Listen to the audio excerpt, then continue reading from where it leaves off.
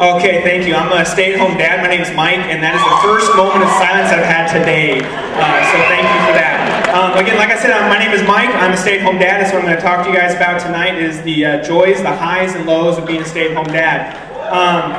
I've got two kids. The first one, fairly easy to deal with, you know, then the second, and it's times two. And their lovely pictures will appear up here behind me in just a second. Adeline, my daughter, is 3, and Tyler is about 18 months.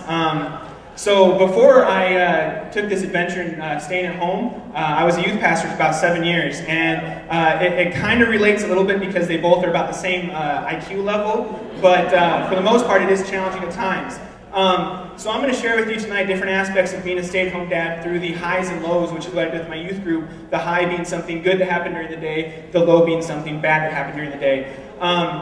So the first thing is arguing. Arguing with kids is great, right? My high with that is that sometimes you're in the argument, you're in the heat of the moment with the kids, you get so worked up that by the time you're done, you just want to jump on the treadmill, which is much greater than that 500 calories from the Milky Way bar.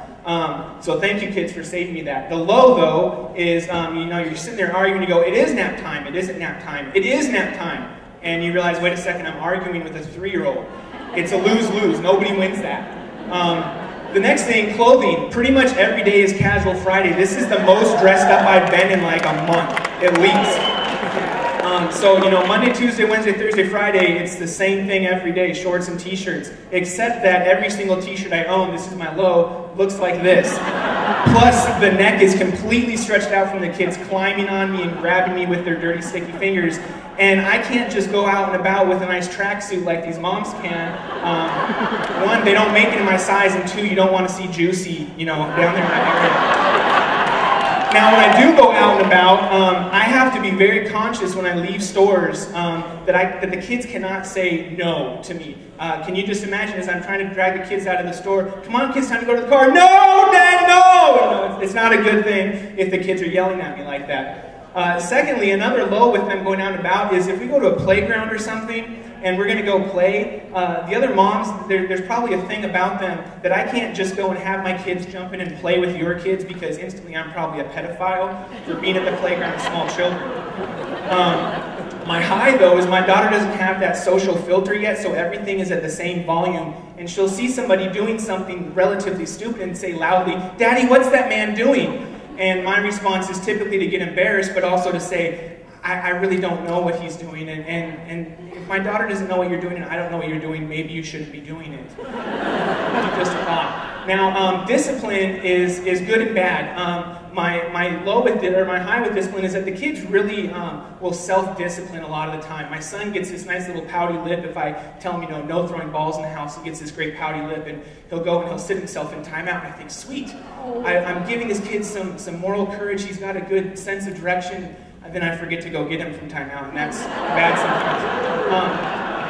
My low, though, is I can't even get away with the empty threat of just wait until your mother gets home because instantly, Mommy's home? And they go running for the garage thinking she's here, and then when they find out that she's not here, they just turn around and look at me and just are pissed, and that's just not good. So discipline, you know, highs and lows, ups and downs. Now the next thing is television. And television, in case you missed PBS, it's pretty good. Martha Speaks Here, great cartoon show. Word Girl on the afternoon for anybody who wants to take in some Word Girl. Great shows. PBS is good. Don't Kill Off Big Bird. Good stuff. But they don't have the classics that I grew up with, like DuckTales and Ghost Rider, just not around anymore.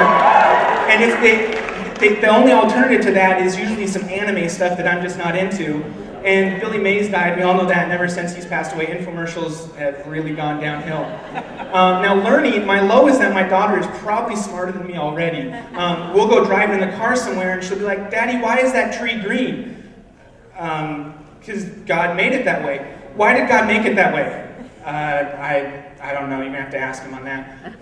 My high, though, these are the things that my daughter can learn about, and I get to teach her all about the world. And she can be learning that the world is full of villains and mean girls and fear, or she can learn that the world is full of hope and courage and love, as one of our previous presenters pointed out. And so it's up to me and my wife to teach her those things, and that's the best part to me about being that stay-at-home dad, is I get to fill my daughter with what I want her to know the world is about. So thank you, my name is Mike, and you guys have been great.